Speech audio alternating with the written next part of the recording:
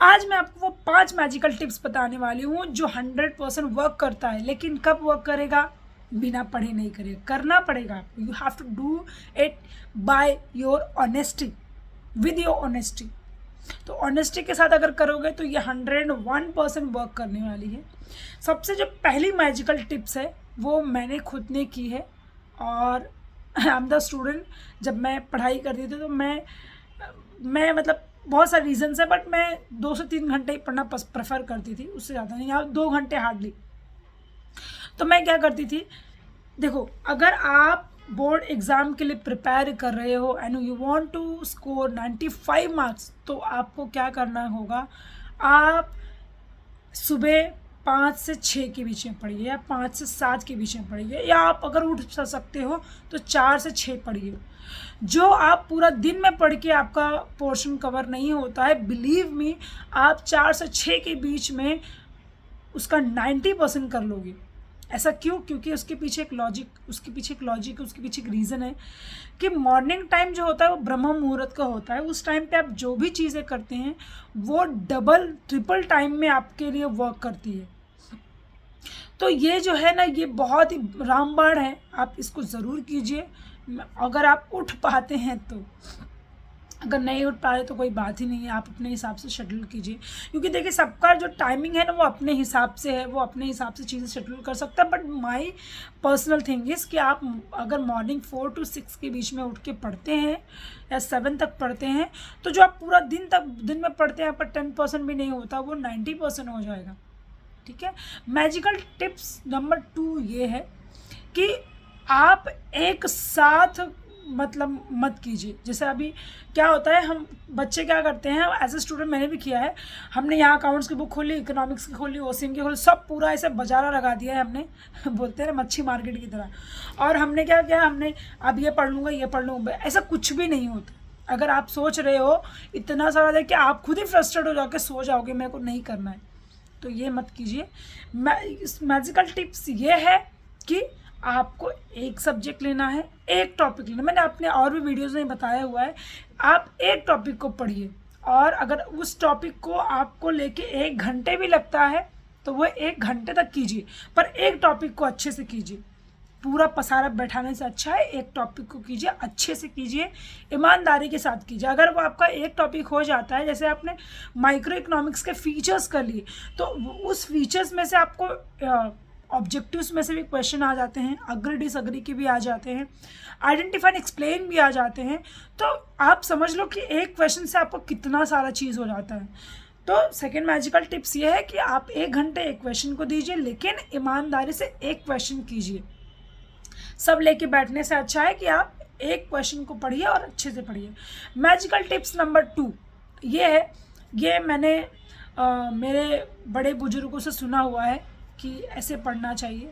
क्या होता है कि मैंने एक सुना है कि रटंत विद्या अवंत नहीं, मनंत विद्या जवंत नहीं। तो मैजिकल टिप्स इसका ये है कि आप जो है कॉन्सेप्ट को समझ के पढ़िए।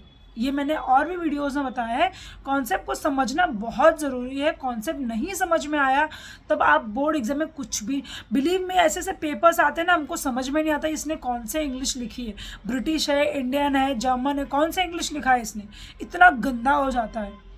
तो कॉन्सेप्ट को आपने पॉइंट तो रट लिया, लेकिन कॉन्सेप्ट पता ही नहीं है आपको अंदर क्या भरोगे। आप अपनी राम कहानी तो लिखने नहीं वाले हो, क्योंकि आप राम नहीं हो, या आप आपकी लव स्टोरी लिखोगे है ना, या और कुछ चीज़ लिख सकते हो। तो ऐसा नहीं होता है। कॉन्सेप्ट को समझिए, क्योंकि पॉइंट रटने मतलब पॉइंट रट लेते हो, अंदर का कंटेंट कुछ पता ही नहीं कि अंदर क्या मसाला भरना है। तो मसाला भरने के लिए आपको पढ़ना पड़ेगा।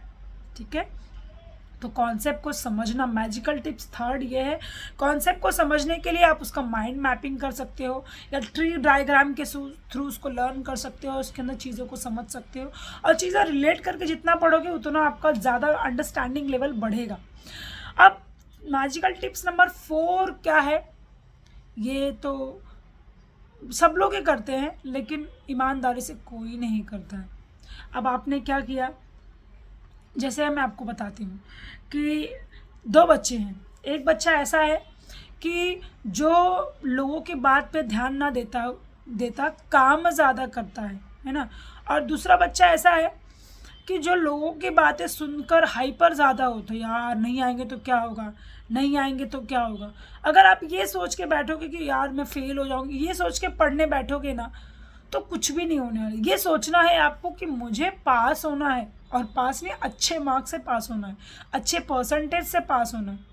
उसके लिए आपको क्या करना पड़ेगा, उसके लिए आपको पढ़ाई करनी पड़ेगी। अब पढ़ाई करने के लिए आप ये कर सकते हो कि जैसे हर अभी यूट्यूब पे तो बहुत सारी चीज़ें अवेलेबल है, पहले हमारे टाइम पे इतना नहीं था। आप ये कर सकते हो कि आप टॉपिक्स को टारगेट कीजिए, या टॉपिक्स जाने दे, चैप्टर्स को टारगेट कीजिए। जैसे ओसी में 4 चैप्टर इंपॉर्टेंट है, आपका नहीं पढ़ के हो, आप 4 चैप्टर को पढ़ लीजिए अच्छे से, या जो चैप्टर से क्वेश्चन ज़्यादा पूछे जाते हैं उस चैप्टर को अच्छे से पढ़ लीजिए, ये कर सकते हो आप, है ना। तो मतलब ऐसा है कि अभी जो राम है, या राम या श्याम, राम जो है वो लोगों की बात ना सुन के खाली अपने पढ़ाई पे ध्यान देता है, मैं पास होऊंगा फेल होऊंगा ये तो बात का कॉन्सेप्ट है, लेकिन अभी मुझे पढ़ना है। बट जो श्याम है वो लोगों की बात सुनता है, मम्मी मैं फेल हो जाऊंगा तो ऐसा होगा, मम्मी मुझे मारेगी, पापा मारेंगे। भाई आपको पढ़ना खुद के लिए है, खुद के लिए।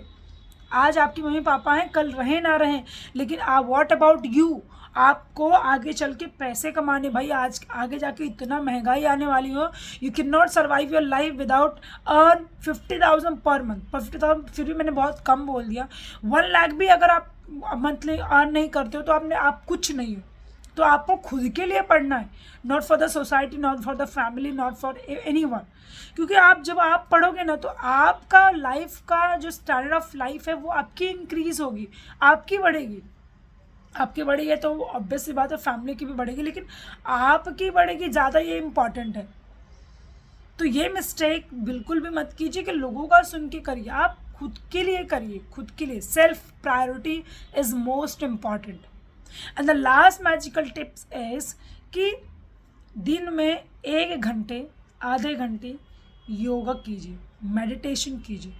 योगा और मेडिटेशन का स्टडी पे इतना बेस्ट असर आता है, क्यों? क्योंकि कंसंट्रेशन लेवल आपका इंक्रीज़ होता है।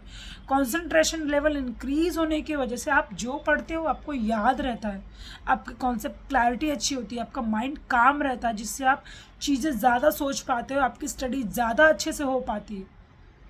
और थोड़ा सा स्पिरिचुअलिटी भी रखिए। अब ये है कि ऐसा नहीं मत कीजिए कि जिस कल मेरा एग्ज़ाम है और मैंने कहा कि आज भगवान के पास बैठी और भगवान मैं आपको ये लड्डू चढ़ाने वाली हूँ, या पूरे एग्ज़ाम के दिन आप भगवान के पैर जाके छू रहे। भाई आपने पूरे ज़िंदगी भर, पूरे साल भर उनको इग्नोर किया, लास्ट मोमेंट पे they will not going to support you, nobody will going to support you.